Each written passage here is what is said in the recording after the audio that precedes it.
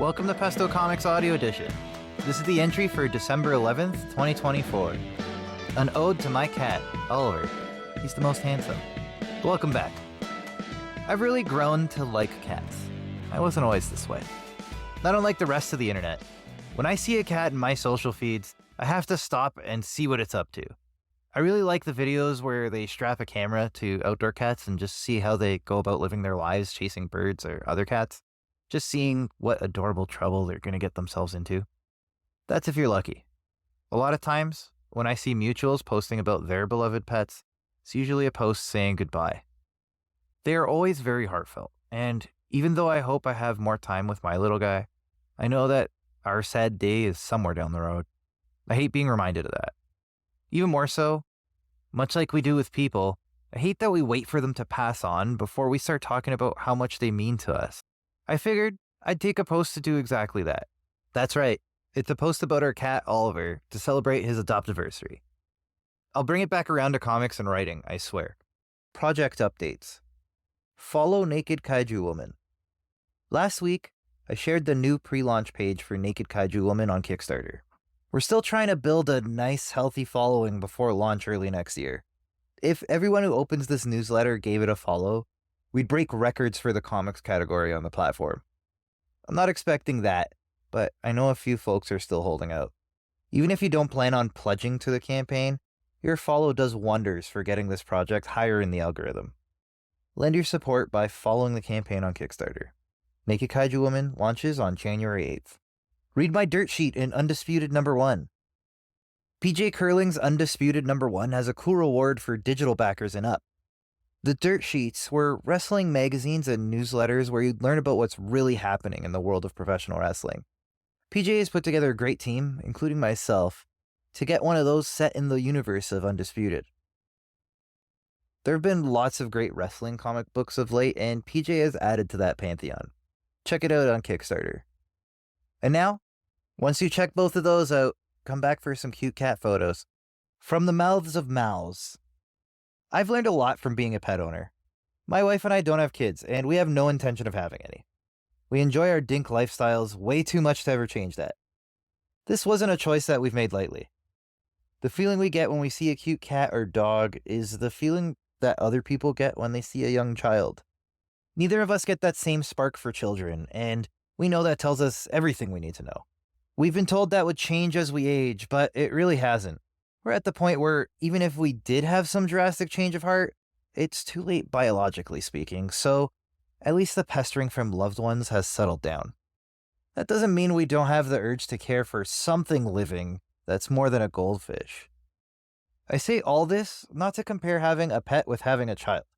I understand we're talking about apples and refrigerators at that point. It's more so that people tend to have these big revelations when they have a child, seeing the world is bigger than themselves and yada yada yada. I have no such revelations in my future. All that said, there are some unexpected lessons that I learned from having this little furry animal walking around my house. I'm not vegan, but I never thought I would feel guilty about eating meat. The funny thing is, Oliver has no such qualms. If he was big enough to do so, he'd surely make a meal of me while I slept. He eagerly does so with any insect that dares to enter his domain. That includes his fish-shaped toys. Given that he's so small and so cute, I can't help but see him in every animal I encounter now. Every raccoon or squirrel or fish or dog just looks like the helpless little goober that flops around our bed, trying to finally show his tail who's boss. And don't get me wrong, I'm not going to pass up on a juicy burger or a grilled steak in the summer. I won't even be upset if you throw some bacon on there and we get the whole farm on my plate. I just have to block that part of my brain out that makes me such a horrible hypocrite. I'm not perfect. I also realize this very much makes me a townie. My wife is deathly afraid of spiders, and I find, even with those creepy creatures, I have a hard time feeling good about killing them now. I've gone soft. That's all thanks to this aggressive, bitey, furry little boy. He has a mind of his own, but without us, he wouldn't last a day. That just makes me think of all the other animals that are out there that don't have someone making sure that their water bowls are filled, or they get their kibble on the hour, as expected. Nature is brutal. I get that. That doesn't mean I have to like it. James Gunn gets it. I didn't know too much about Guardians of the Galaxy 3 before I walked into the theater. Some mild spoilers if you haven't seen it yet. Just hop over to the next section to avoid them. The entire plot with Rocket and his former animal crew was so manipulative, and yet I didn't foresee myself tearing up at the end. When Rocket says you have to save everyone on the ship, that really hit home. Before I had Oliver around, I would have been just like Star-Lord saying, "We got everyone, what are you talking about?" Now, I couldn't imagine leaving any animals behind. When I was younger, I never understood people running into burning buildings to save their pets or risking injury to save an animal in the wild.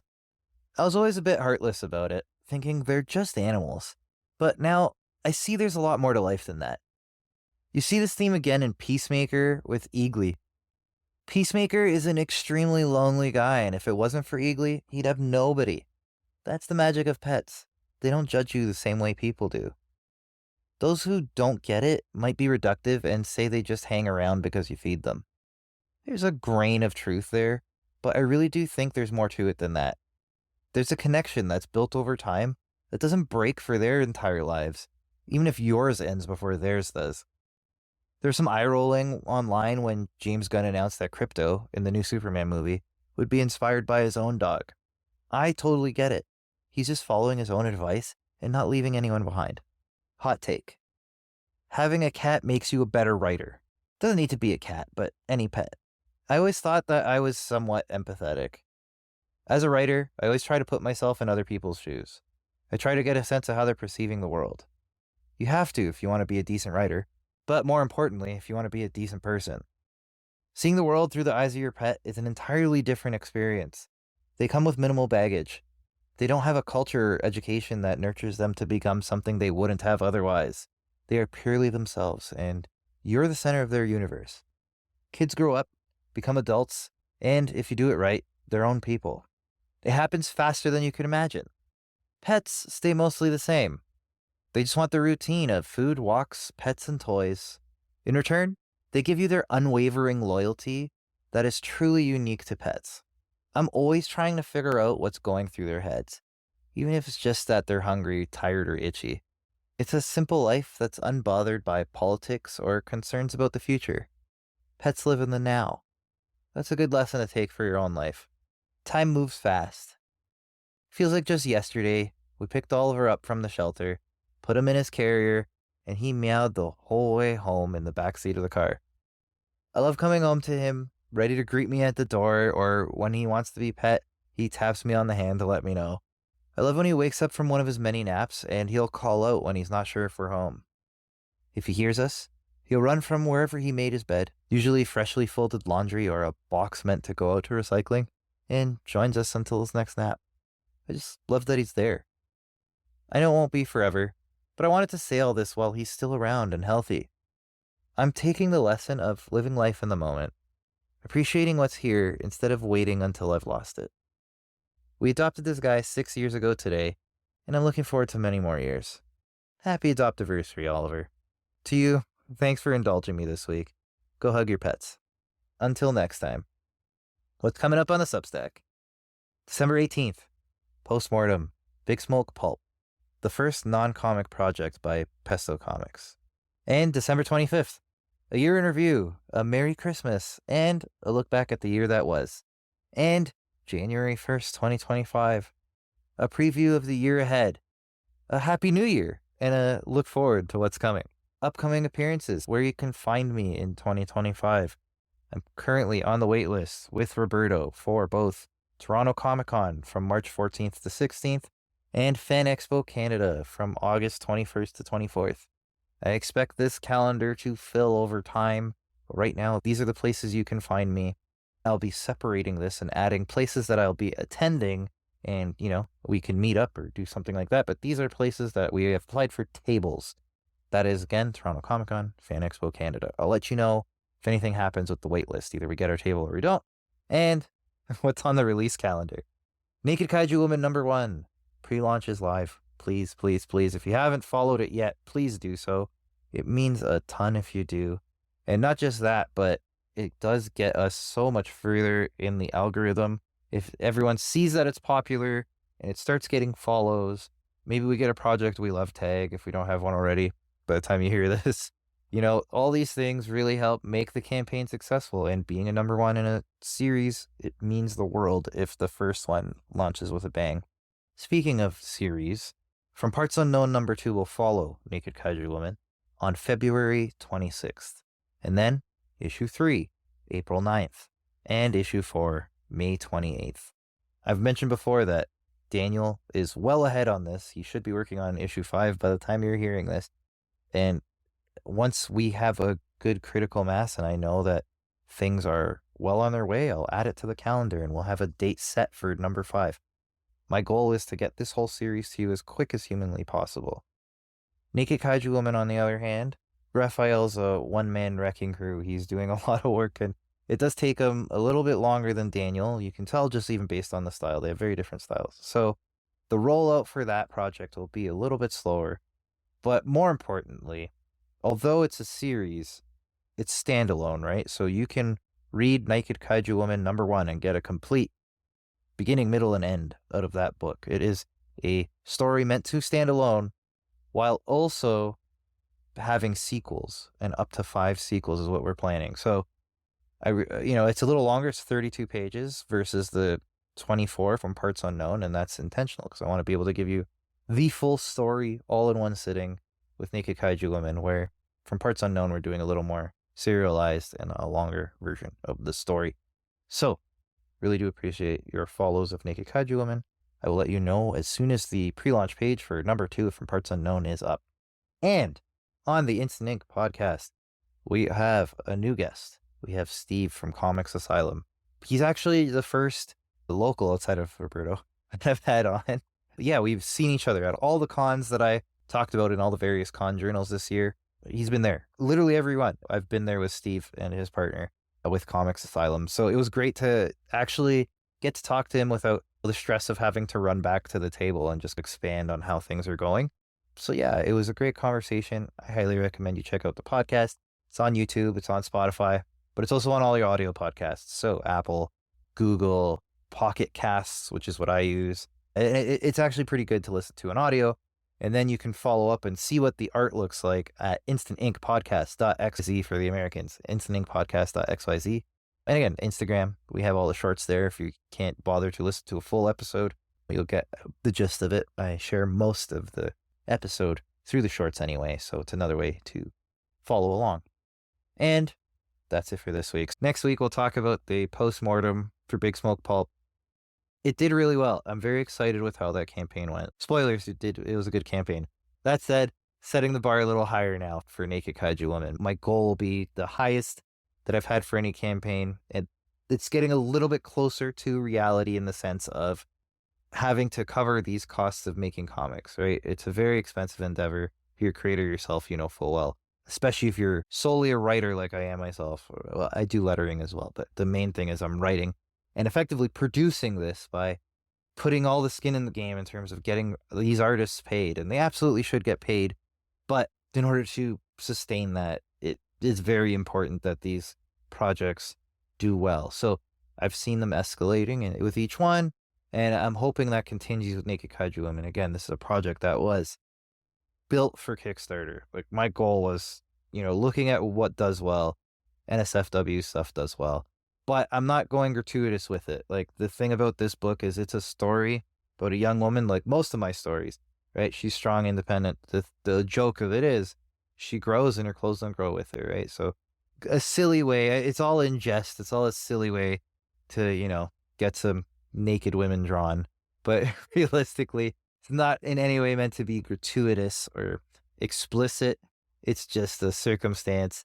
All the nudity is done in a fun way. And I think you really enjoy the story. Honestly, like, I'm a writer. I'm not here to just get artists to draw naked women. There's a reason behind it. I really took it on as a challenge to, like, how can I meet Kickstarter where it's at and maybe tell some good stories rather than just be a booby book. So I really hope you do check it out. There's more to it than just naked women. I promise you. If you enjoyed anything I've done, even these Substack posts, I honestly think you'll enjoy this. It's probably some of my best work. And yeah, a lot more coming. I'm very excited to share the preview of 2025 because it's going to be such a big year if everything goes properly. Again, most of it's locked in. The first few issues of From Parts Unknown are locked. They're being drawn. They're being colored. Like, it's done. Naked Kaiju, and I have Raphael ready for the sequel. He is chomping at the bit to get there. Either way, he is ready to get that second issue started. So I'm very excited to get all this going. But again, I have so many other projects that I'm not sharing at this time. I'm saving them for that post at this point, since I'm more or less ready to at least hint at some of them. But yeah, 2025, it needs to be huge for this to keep going. I mean, there's only so much debt I can put myself in to make these comics work.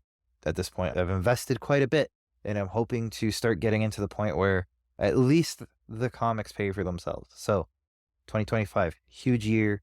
Some would say make or break, depending on how it goes. But I'm really looking forward to it. I can't wait to share more with you. Again, it's the holiday season. I hope you're taking it easy. I hope everything's going well. We will talk next week as usual. Let's talk about how well that campaign went, and hopefully it's a sign of things to come. As always, thanks for listening. I really do appreciate you doing so. It means a ton. And yeah, this was a weird post, I know. It's just me gushing about my cat. I really did try to bring it back to writing and comics, and even talking some MCU in there. It's one I've had in my back pocket for a little while.